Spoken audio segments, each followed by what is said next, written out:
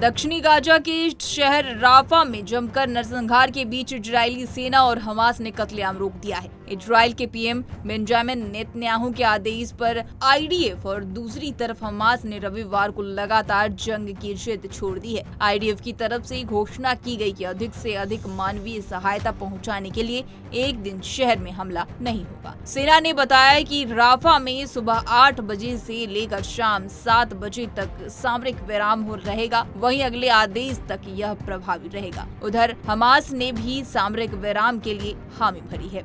Israel और Hamas के बीच महीनों से चल रहे युद्ध का आलम यह है कि मरने वालों में ज्यादातर संख्या निर्दोष फिलिस्तीनियों का है। अब तक इस युद्ध में करीब 40,000 लोग मारे जा चुके हैं। इजराइल राफा में पिछले कुछ दिनों से उन राहत शिविरों को निशाना बनाया जा रहा है जहां पर गाजा से अपनी जान बचाकर लोगों ने शरण ली है। हालांकि इजराइल का भी यह दावा है कि उसका निशाना हमास के आतंकी का है जो राहत शिविर में आम फिलिस्तीनियों के वेश में शरण लिए हुए है। राफा से पहले गाजा में भी मौत का जमकर तांडव हो चुका है और फिर अब बारी राफा की है।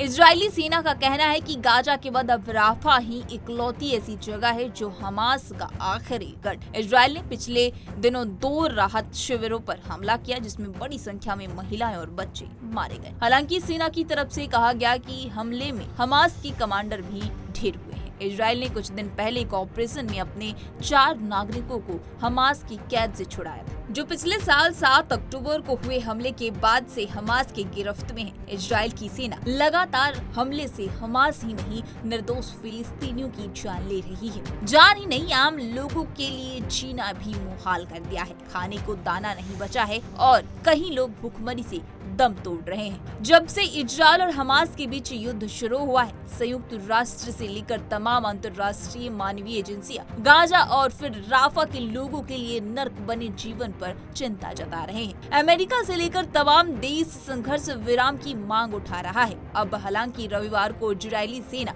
और फिर हमास की तरफ से एक दिन की सामरिक विराम की घोषणा की गई है।